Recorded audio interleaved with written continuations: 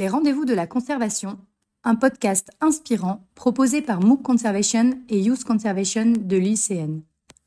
À travers des interviews d'acteurs engagés dans la conservation, nous souhaitons informer, former et inspirer tous les passionnés de la nature qui s'impliquent dans la protection de l'environnement. Bienvenue dans ces rendez-vous de la conservation.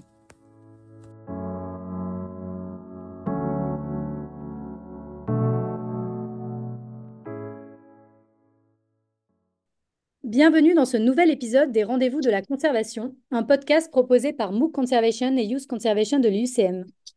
Bonjour Jean, je suis ravie de vous recevoir aujourd'hui pour un nouvel épisode de notre podcast Les Rendez-vous de la conservation. Avant de vous laisser Bonjour Hélène. Bonjour, je vais vous présenter rapidement, puis je vous laisserai après vous présenter plus en détail. Donc Jean, vous êtes écologue et vous êtes le directeur de l'association sénégalaise Nebedaï que vous avez fondée en 2011 après 12 ans d'expérience en gestion de projets, principalement axés autour de l'appui aux populations locales à une gestion durable et une valorisation de leurs ressources naturelles. Bon, c'était une brève introduction pour planter un peu le décor.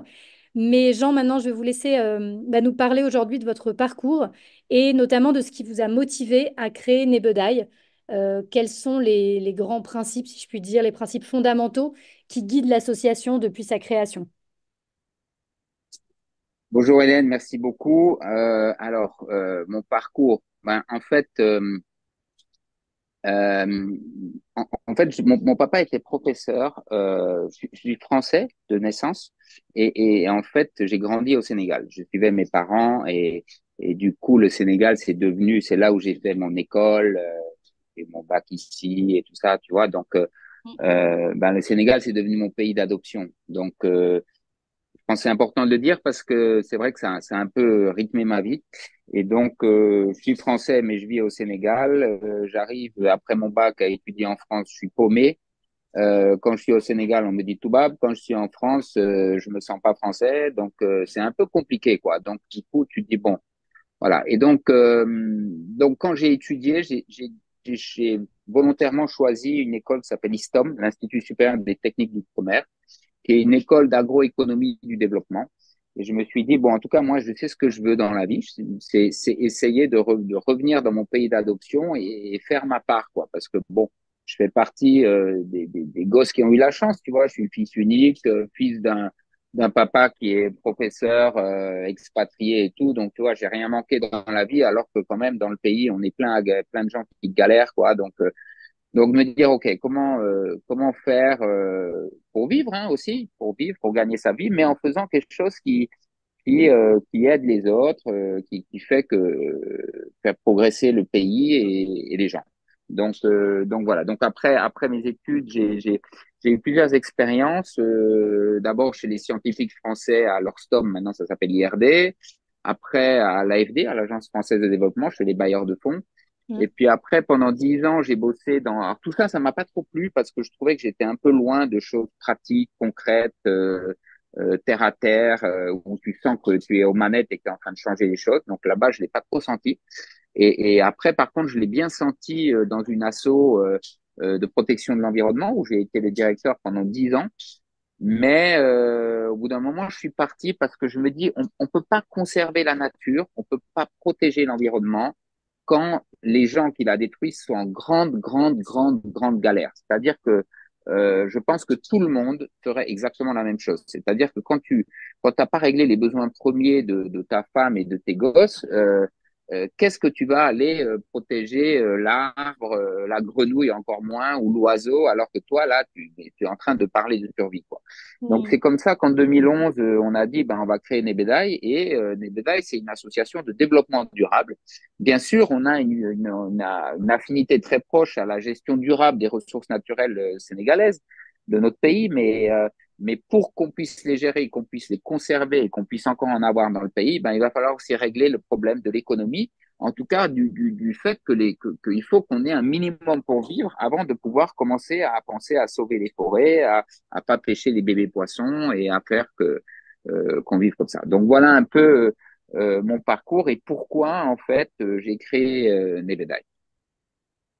Ouais, très intéressant. Et justement, est-ce qu'on pourrait revenir un peu sur pour nos auditeurs, ce que tu dis que Nebedai met un accent particulier sur cette gestion participative des ressources naturelles, peut-être pour certains, c'est pas forcément très clair. Donc, qu'est-ce que tu mets derrière ce concept et comment il se traduit concrètement sur le terrain? Oui, en fait, donc, en fait, c'est pour donner des exemples. Souvent, c'est plus simple. Tu vois, par exemple, les ressources naturelles, c'est quoi d'abord? Ben, c'est surtout, alors bien sûr, c'est tout le monde du vivant, mais il y en a deux en particulier qui sont très menacés. Au Sénégal, on a perdu la moitié de nos forêts en 60 ans. La moitié des surfaces de nos forêts en 60 ans. C'est énorme.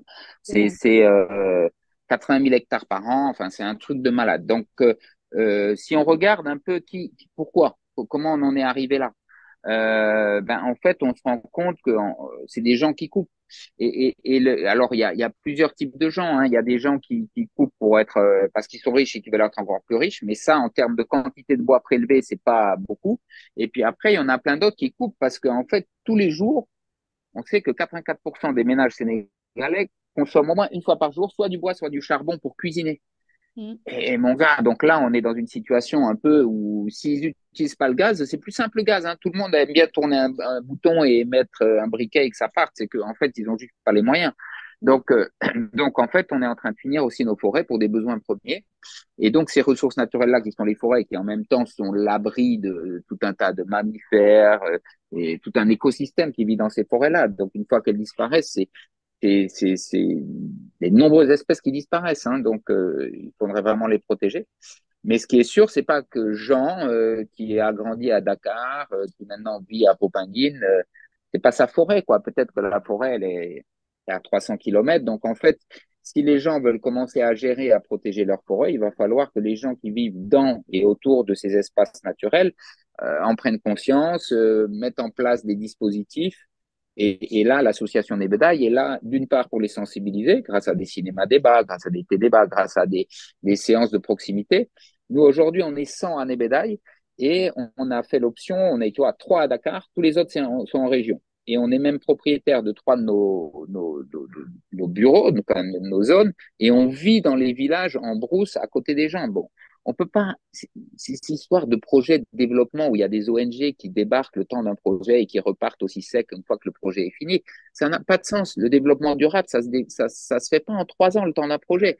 Et puis, ça se fait pas non plus avec n'importe qui. S'il n'y a pas un minimum de confiance entre les communautés avec lesquelles on veut œuvrer et les gens qui vivent dans l'association, mais on n'arrive à rien. On fait des trucs qui ne marchent pas.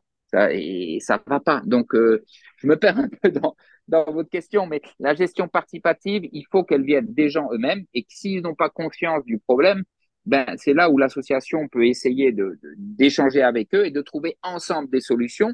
Et ces solutions, elles ne passent pas forcément par une protection intégrale. Par exemple, nous, la forêt de Sangako, il y a des règles. On a fait un inventaire, on a dit ces 3 espèces-là, on va les prendre.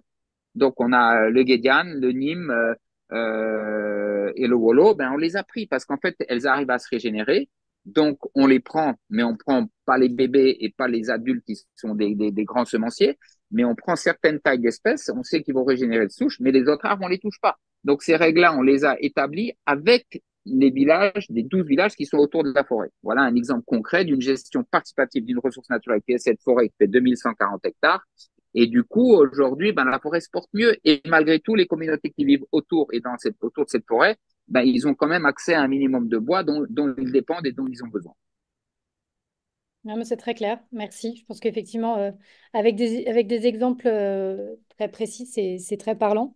Euh, si j'ai bien compris, enfin, si on regarde un peu vous insistez souvent, en tout cas dans votre communication, hein, sur le rôle des femmes.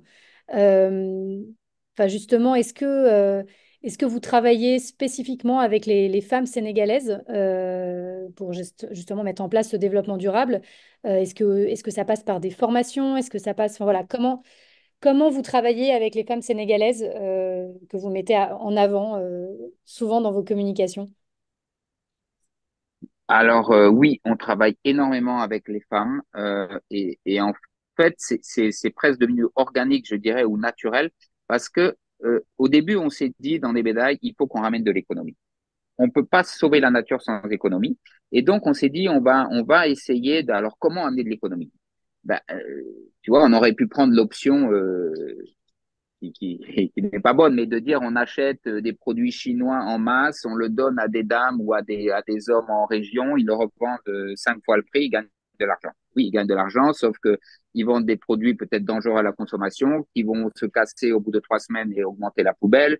Donc, et en même temps, les produits viennent en bateau qui sont en train qui est en train de polluer la planète. Donc on s'est dit non, il faut qu'on ramène de l'économie d'une manière saine. C'est-à-dire, en fait, on s'est dit, on va essayer de regarder les ressources naturelles qui sont présentes autour des villages, des communautés avec lesquelles on travaille et voir comment on peut leur donner un peu plus de valeur. Donc, par exemple, la feuille d'un arbre, la graine d'un arbre, la graine d'un arbre, par exemple, la graine de baobab, on en a fait du café de baobab ou bien on en a fait de l'huile de baobab. La feuille de moringa, on l'a mis en poudre, en gélule, en chips, en pâte de fruits. Donc, on a essayé d'innover un peu ou des choses qui existaient déjà, copier des choses qui marchent bien ailleurs, mais en donnant de la valeur du coup à la nature. Mais pas n'importe quoi de la nature, pas, par exemple, pas à l'arbre qu'on coupe, plutôt au prélèvement de ses graines, de ses feuilles ou de ses fruits, pour parler des produits terrestres. Sinon, dans la mer, on a beaucoup travaillé sur les coquillages, donc les huîtres, les murex, les coques, pour les valoriser en faisant bien attention à leur période de reproduction, en faisant bien attention à ne pas finir cette ressource et qu'on puisse l'exploiter de manière durable. Au début, on a travaillé surtout sur du charbon de paille. C'était assez intéressant parce que comme on est très dépendant de bois ou de charbon de bois pour cuisiner, et que comme on a beaucoup de paille dans le pays, qui d'ailleurs est un peu nuisible des fois. Alors, au nord, les animaux, ils mangent tout, donc là-bas, il n'y a pas de souci. Mais plus au centre et au sud du pays, cette paille n'est pas entièrement mangée par les animaux qui divaguent et elle déclenche les feux de brousse jusqu'à 2000, 3000 par an. Et ces feux de brousse, alors, ils tuent pas en général les arbres adultes parce que c'est des feux qui passent très vite. On est en zone sahélienne, ça passe très vite. Mais par contre, ils tuent les bébés arbres. Donc, toutes les régénérations d'arbres qui n'ont pas été broutés par les animaux vont mourir sous les flammes. Donc, on s'est dit, tiens, cette paille-là, si on peut en faire un combustible qui se substituerait au charbon de bois, ben, on sauverait 2 fois la forêt. Et jusqu'à présent, on en fait. Mais au début, on s'est dit, c'est un peu dur comme travail, on va travailler avec des jeunes hommes. Et en fait, on s'est rendu compte que souvent, les jeunes hommes, en fait, ils veulent gagner beaucoup d'argent très vite et en se fatiguant le moins possible. Alors que les jeunes dames, ou les dames plus âgées d'ailleurs, en fait, elles sont hyper résilientes. C'est-à-dire que déjà, elles vont travailler que 2 heures par jour parce qu'elles t'expliquent qu'elles ont au moins 5 activités professionnelles différentes. Parce qu'en fait, elles mettent pas tous les œufs dans le même panier. Elles ont dit que, attends, nous là, on sait que si on veut être durable dans ce monde-là, on n'a qu'à faire du charbon de paille. On va exploiter un peu de sel. On va vendre nos fruits. Donc, elles ont 5 ou 6 activités. Et comme ça, si on a une qui marche pas, les autres, elles marchent encore. Donc déjà, je les trouve hyper malines. Et Mm. l'autre chose, c'est que quand une dame gagne de l'argent, euh, eh ben, en fait, elle l'utilise, mais de manière tellement belle, c'est-à-dire que sa priorité, c'est quand même s'occuper de ses enfants. Donc, quand c'est la dame qui gagne de l'argent, finalement, c'est la famille qui gagne et c'est le village qui gagne. Parce qu'en fait, elle va mettre ça pour l'éducation de ses enfants, acheter les fournitures scolaires de ses enfants, lui permettre d'aller à l'école, lui acheter des habits, ou bien elle va le mettre dans le foyer, s'occuper de la maison. Quand c'est l'homme qui le gagne, alors tous les hommes ne sont pas comme ça, hein, il y a des hommes magnifiques, mais il y a un risque plus grand que ça finisse en bière, un petit coup à boire au bar, ou aller courtiser une deuxième femme ou une troisième femme. Chez nous, les hommes peuvent avoir plusieurs femmes.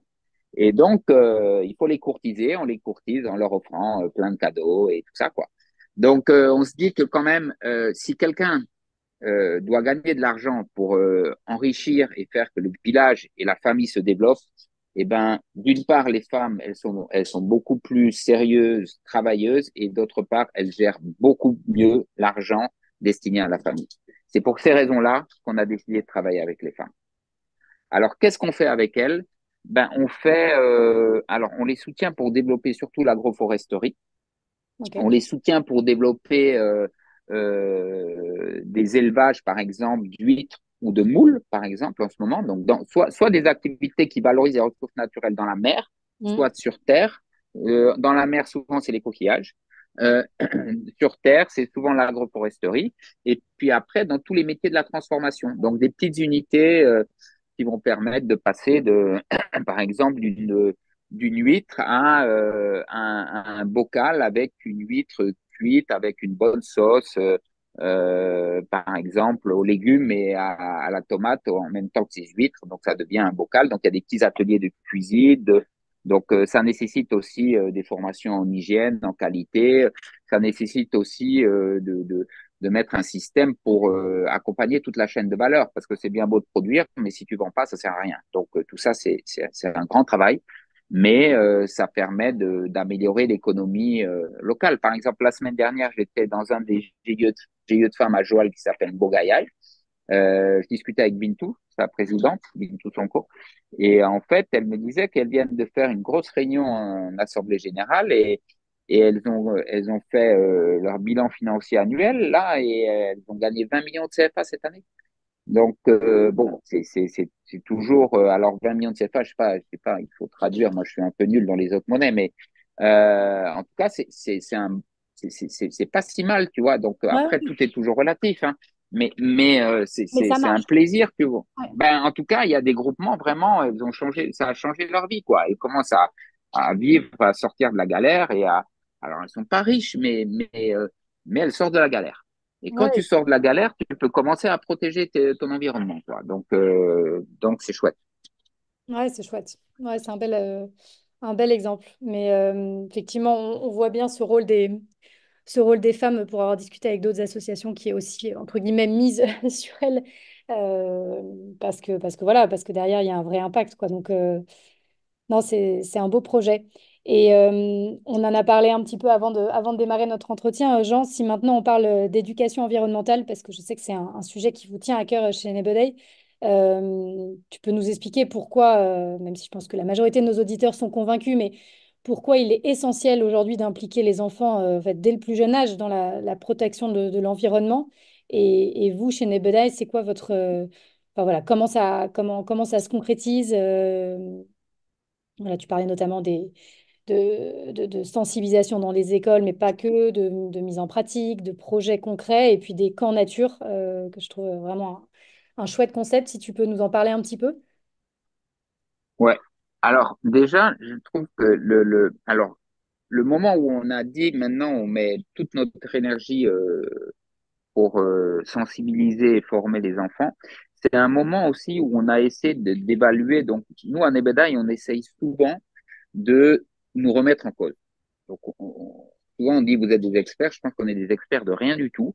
On essaye de travailler juste avec le bon sens, mais surtout de se remettre en cause de manière régulière. Et quand on se remet en cause de manière régulière et honnête, on se rend compte qu'il y a plein de trucs qu'on fait mal et que, à force de se casser la tête et d'en chercher les raisons, ben, on devient meilleur. Et donc, je pense qu'aujourd'hui, on est devenu plutôt bon sur certains domaines en utilisant cette méthode. Par exemple, quand on a évalué un peu nos campagnes de sensibilisation, donc on sensibilisait des pêcheurs, on sensibilisait des villageois à la gestion de leurs forêts ou à la pêche durable quand on parlait d'exploitant des ressources halieutiques. Mais si on regarde de manière honnête nos résultats par rapport à ça, mais bah, je dirais peut-être pas nul, je sais pas, 8 sur 20 quoi. 10 sur 20 à tout casser, quoi, si on est gentil, quoi, pour pas être trop méchant avec nous-mêmes. Mais je veux dire, sensibiliser les pêcheurs à une pêche durable, putain, c'est dur, quoi. Et en fait, pendant longtemps, j'ai cru que soit c'était l'outil qu'on utilisait qui était mauvais, soit c'était le gars avec qui parlait qui était vraiment trop bête, quoi. Et en fait, je pense que c'était ni l'un ni l'autre. Le problème, je l'ai compris, enfin, je crois l'avoir compris, on va dire, lorsqu'un jour, il y a un copain qui me prête une voiture qui était une voiture, parce que ma voiture était en panne, il me prête une voiture, je devais aller faire je sais pas quoi, et la voiture, elle est automatique, et moi, j'ai jamais conduit d'automatique. Quand je lui ai rendu sa voiture, il me dit alors, je lui dis, bah, ça est bien passé, mais ta bagnole, elle est pourrie. sauf sa voiture, elle vaut le double ou le triple de la mienne. Et, et, et forcément, sa voiture n'est pas pourrie. Pourtant, il sort de ma bouche le mot de lui dire ta voiture, elle est pourrie. Et, le problème, j'ai compris, c'est l'habitude. C'est-à-dire que moi, j'ai l'habitude de conduire une voiture avec une boîte manuelle, et tout d'un coup, je passe avec une boîte automatique, et parce que j'ai 50 ans et que je commence à devenir un vieux schnock qui est ancré dans ses habitudes, et ben, dès que je fais un truc différent, ben, en fait, ça me plaît pas, quoi. Et je vais pas dire que, en fait, ça me plaît pas, je vais dire que c'est le truc qui est pourri.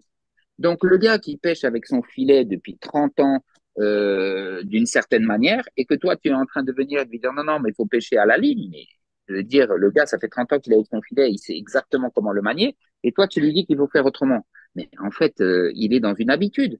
Et donc, je pense que le problème des adultes, quels que soient les sujets dont on parle, que ce soit la dame qui cuisine au charbon de bois qui doit passer au charbon de paille, que ce soit le pêcheur qui est avec un filet qui est d'une certaine catégorie, qui n'est pas du tout durable et changer d'outil de pêche, que ce soit avec le gars qui coupe le bois. En fait, le gars, il a une habitude depuis longtemps et la faire changer chez un adulte, quel qu'on soit, c'est dur. Alors que les enfants, ils sont constamment en train de dire papa, ça c'est quoi? Maman, ça c'est quoi? Tonton, tonton, explique-moi, ça c'est quoi? Donc les gars, ils connaissent rien de ce monde, ces enfants-là, et ils veulent comprendre ce monde. Et donc, quand ça m'est venu clair comme de l'eau de roche de me dire, mais en fait, c'est ça, on est en train de se fatiguer avec des adultes ancrés dans les habitudes, comme moi là. Il faut qu'on arrête ça. Ça sert à rien en fait. On va mettre une énergie de malade pour changer. 5% des adultes vont changer en dépensant une force, une énergie de fou. Alors que si on parle aux enfants et qu'on leur donne l'amour de la chose et qu'on leur fait comprendre la chose, ben, ils vont tout changer. Et donc c'est ça qui a été vraiment le vecteur qui nous a fait basculer et donc aujourd'hui, on est dans 200 écoles primaires de 5 régions, dans 4 régions différentes du Sénégal. Hein. On est dans les Ziguinchor, dans le Fatick, dans le Kaolack et dans le Saint-Louis. Euh, et, euh, et en fait, on touche 15 000 enfants en direct. Et on essaye à travers des jeux, des animations, des courts-métrages et surtout des formations pratiques dans l'école, de leur donner l'amour de l'arbre déjà, de leur montrer comment on fait tout de la graine à l'arbre, hein, donc comment on réveille la graine. Et c'est pas de la théorie, c'est-à-dire c'est eux-mêmes qui vont réveiller la graine. C'est eux-mêmes qui vont fabriquer le sol fertile pour planter leurs arbres.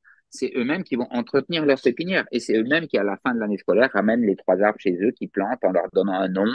Et après, ils envoient comment évolue leur arbre. Et les petites filles qui ont appelé, elle m'a fait tellement rire, cette jeune fille. Elle m'a dit que l'arbre, il s'appelle ma maman chérie. J'ai dit, bon, ben là, si elle oublie de l'arroser, je pense que sa maman va aller l'arroser. Euh, donc ben voilà, je pense que les enfants, c'est vraiment l'avenir du pays. Et si on veut changer la façon de faire aujourd'hui des adultes, ça va être compliqué. Donc, misons sur la génération future. Et c'est eux qui vont. Et d'ailleurs, eux, ils vont déjà commencer à mettre la pression à leurs parents. Mm. Donc, et on le voit déjà, hein, ils commencent déjà. Donc, nous, on a des parents qui nous appellent après les camps nature où ils disent, mais qu'est-ce que vous avez fait à nos enfants? Nos enfants, ils ont changé, quoi. Et donc, c'est vachement intéressant. Donc bon, malheureusement, il nous faut des sous. Donc, les sous, ben, on les a pas toujours facilement. Donc, on galère, surtout pour l'éducation environnementale. Il n'y a pas beaucoup de gens qui nous aident. Euh, et donc, euh, et donc, les enfants, ben, on les voit à l'école au moins 6 journées, entre 6 et 8 journées pendant l'année scolaire, sur des séances pratiques et sur des séances théoriques dans la salle de l'école où l'enfant est toujours au centre. Il y a jamais de mauvaise réponse. C'est toujours bienveillant et c'est toujours participatif avec les enfants. Et après, on essaye de prendre 2 enfants par école, un garçon et une fille, qui vont être invités dans un camp nature. L'an dernier, l'hivernage dernier, donc c'est pendant les vacances scolaires hein, qu'on fait ces camps nature. Donc c'est en immersion totale en nature, soit à Sukuta, dans le sud du delta du Saloum, soit à Etabamay, qui est une forêt, dans la forêt de Kanoufa en Casamance. Donc, on a 2 sites. Mm. Et l'an dernier, ben, on a quand même reçu 12 camps, 12 camps à chaque fois 50 élèves. Donc, ça fait combien? Ça fait 600 enfants qui sont venus dans nos camps nature. Alors, c'est sûr, 600 enfants sur les 15 000 qu'on touche directement à l'école, ben, c'est pas beaucoup. Mais en même temps, il faut l'énergie, les sous, tout ça. Mais les enfants qui vivent 5 jours dans une tente sans électricité, qui observent le galago, qui est un petit singe nocturne qui fréquente cette forêt, qui viennent avec des curiosités. C'est une sorte de petit microscope pour aller observer qu'est-ce qui se passe dans le sol, pour montrer que le sol est vivant, pour regarder ce qui se passe dans l'eau de la mangrove, avec des jumelles pour aller observer et découvrir des espèces d'oiseaux. Au début, il y a des singes. Le matin, ils ont peur des singes. À la fin, ils partagent leur petit déjeuner avec les vervets. Donc, voilà, ils découvrent un monde où on leur a fait croire que ce monde de la nature, il est hostile. Et au bout de 5 jours, ils se rendent compte que ce monde-là n'est pas du tout hostile et que ces espèces vivantes, elles sont toutes dépendantes les unes des autres. Et en tout cas, notre objectif dans ces camps, c'est ça, c'est de leur montrer que le monde du vivant, on est dépendants les uns des autres et que l'homme, on est une espèce vivante parmi tant d'autres et qu'on se doit de vivre de manière bienveillante les uns avec les autres si on veut que tout le monde vive, quoi. Donc, c'est vraiment ça qu'on essaye de faire sur la base de jeux, d'animation participative, de rigolade, quoi, hein. Il faut pas que ce soit un truc compliqué, mais on a de beaux résultats et je pense qu'on change la vie d'un paquet d'enfants et ça, c'est magnifique. Merci beaucoup, Jean. Effectivement, je pense que on imagine bien aussi la fierté aussi de ces enfants. Et puis derrière, c'est les meilleurs ambassadeurs quand ils rentrent chez eux ou auprès de leurs copains, de leur famille. Peu à peu, voilà, enfin, c'est des super vecteurs. Donc, ouais, on imagine bien, c'est un très beau projet. Jean, je vois que le temps tourne. On arrive à la fin de notre entretien. Est-ce que tu aurais peut-être c'est toujours un peu compliqué comme question, mais un dernier message ou un message que tu souhaiterais faire passer à nos auditeurs aujourd'hui? Alors, je sais pas trop qui sont vos auditeurs, mais je pense que euh, je pense qu'il faut faire du concret. Il faut faire du concret et qu'on soit un individu et qu'on fasse une petite chose ou qu'on soit une association, une ONG. Ce qui est important, c'est de regarder la vérité. Je pense que la vérité, par exemple, les ONG, si on fait pas attention, nos bailleurs, ils peuvent nous emmener sur des terrains glissants. Où ce qui va être le plus important, ça va être le tableau Excel, alors que c'est pas vrai. Ça, c'est pas la vie, le tableau Excel. Donc peut-être qu'il en faut un, mais la vraie vie, c'est cet enfant qui a décidé d'arrêter de tuer les lézards et de les protéger parce qu'ils pensent qu'ils ont aussi leur rôle à jouer sur la planète. Donc ça, c'est la vraie vie. Donc il faut pas, il faut rester dans des choses très simples, très concrètes et, et, et, et, euh, et aller vers de l'action. Et aussi ne pas se taper sur la tête. Moi, des fois, je me tape sur la tête. On me dit, t'es un écolo. Je dis, ben non, je suis pas écolo.